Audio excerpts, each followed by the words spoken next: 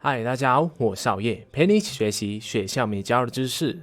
在这个发展迅速的时代，如果你不具备创新的能力，10年后就有90%的几率会被取代，面临失业的窘境。那对于创新毫无头绪的你，今天的影片内容一定对你有所启发。接下来我将会和你分享这本书《让大象飞》，让你打破对于创新的迷思，了解如何抓住创新的好时机，以及如何从模仿中学会创新。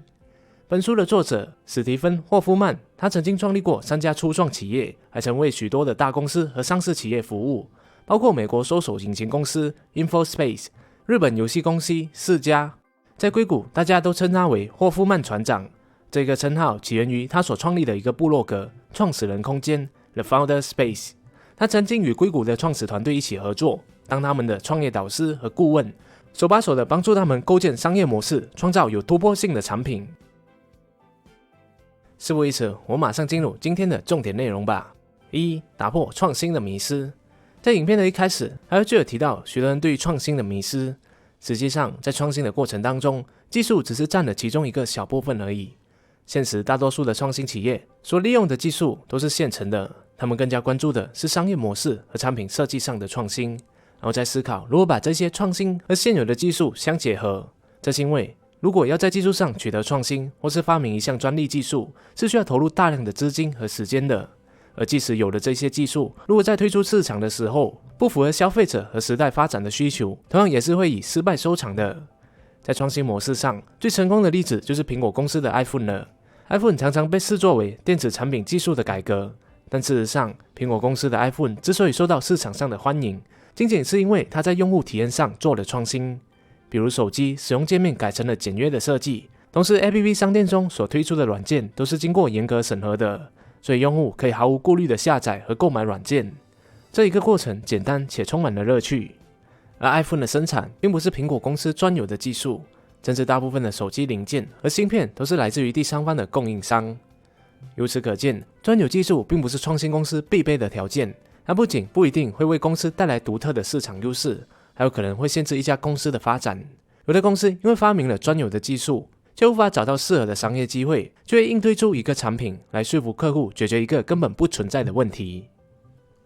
这样一来，专有的技术反而成为了他们前进的包袱，放弃就等于浪费了之前所投资的金钱和成本，而继续备着又无法找到盈利的机会。这是因为想要把一个创新的发明转化成一门可以盈利的企业，并不是一件容易的事。这也就是为什么历史上许多伟大的发明家，即使发明了一些可以改变世界的产品，都鲜少能够从中赚取一笔财富，甚至是在苹果中离世。特斯拉就是一个例子。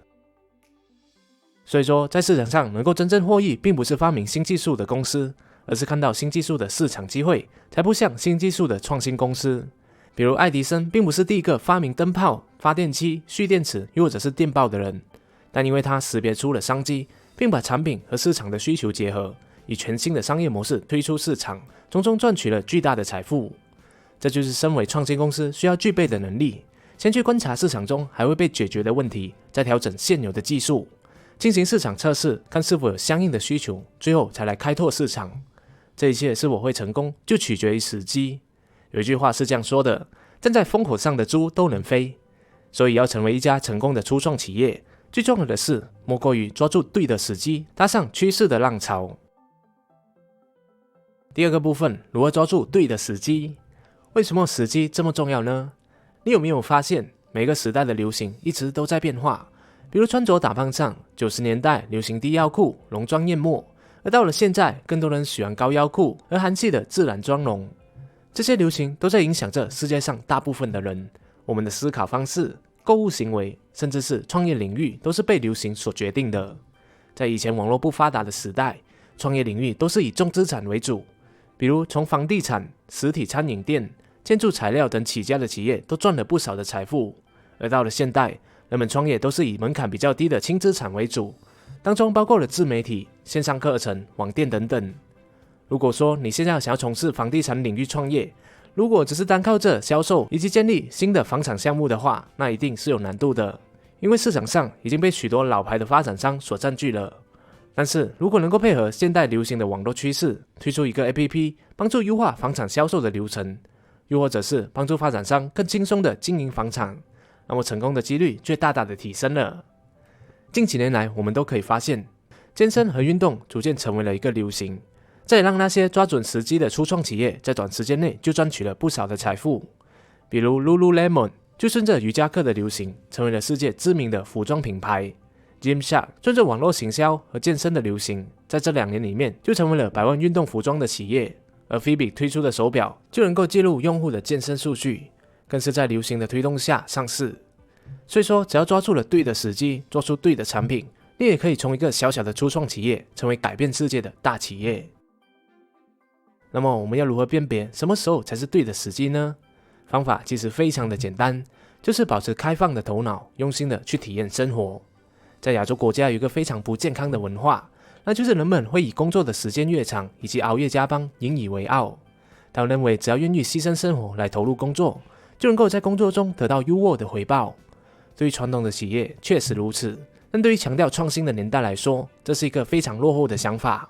有的人每天长时间待在一个空间里面工作，即使到了周末也拒绝出门，他们的生活就只围绕在工作里面，没有体验过看小说、观赏电影、和朋友交心、到户外亲近大自然的乐趣。这些活动虽然看上去毫无意义，但却能够打开我们接受新资讯的渠道。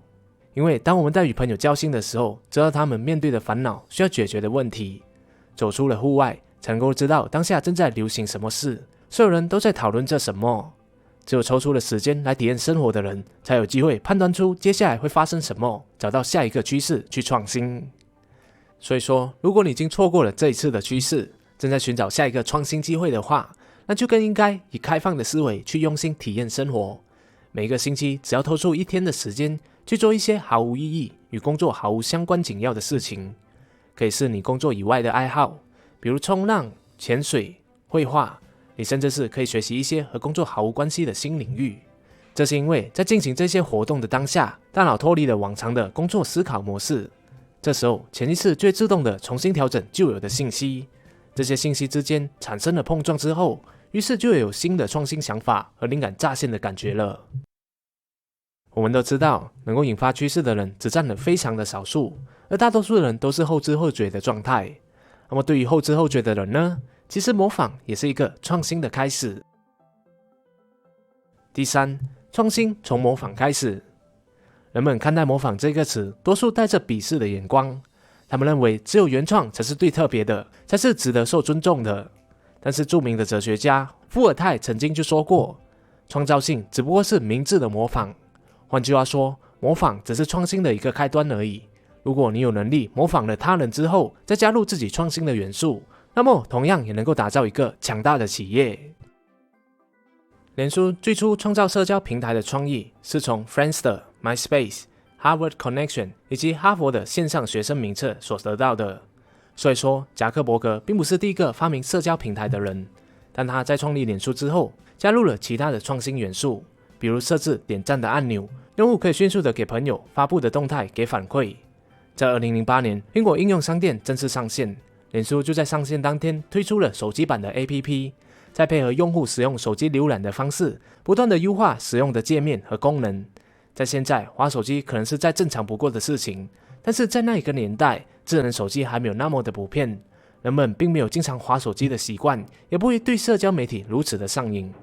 所以我们可以看见，脸书就是在模仿的基础上加入了自己的创新元素，最后他所塑造的影响力甚至超越了原创。所以说，如果你是刚起步的创业者，还在纠结有没有创新灵感的话，那么就可以从模仿中开始。因为从零开始想要创新，就和发明一样，是非常困难且耗时的。如果一味的想要等到有了创新的灵感的时候才来开始，那很有可能早就已经被竞争者给占据了所有的市场了。所以我们可以先观察在该领域中的佼佼者，他们的商业模式、他们的产品、他们的特别服务等等，在模仿的过程当中，可能就会激发起你的一些灵感，想到可以改进和创新的地方了。如果你想要发展的领域是史无前例，没有模仿对象的话，那花一点时间去创新才会更有价值。那关键就在于，如果能够模仿的话，就模仿；没有办法模仿，才去创新。好了，这是今天还会和大家分享的这一本书《让大象飞》里面有关于创新的迷思和方法，我们来回顾一下。第一，很多人对于创新都有一个迷思，认为只有发明新技术才是创新，但实际上创新企业利用的技术都是现成的，他们的创新是体现在商业模式和产品设计上。第二，时机是推动一家初创公司快速发展的强大力量。大部分的人思考方式、购买行为、创业领域都是被当下的趋势所决定的，所以只要抓对了趋势，推出对的产品，成功的几率就非常的高。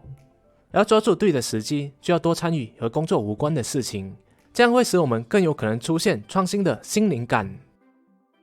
第三，创新从模仿中开始。先观察该领域成功者的商业模式和产品，进行模仿后，很有可能就激发出一些新的灵感以及想要改进的地方了。能模仿就模仿，不能模仿就创新。在面临创新的瓶颈，可以先从模仿的基础开始，不要急着要在一起步就推出史无前例的项目，这样的想法只会给自己添加一些不必要的压力和焦虑感。要知道，所有伟大的企业都是一步步的去经营和改善的，这世界没有一步登天的成功。好啦，今天的影片分享就讲到这里了，我们下一期再见。希望大家也可以帮我点赞、分享和订阅哦，拜拜。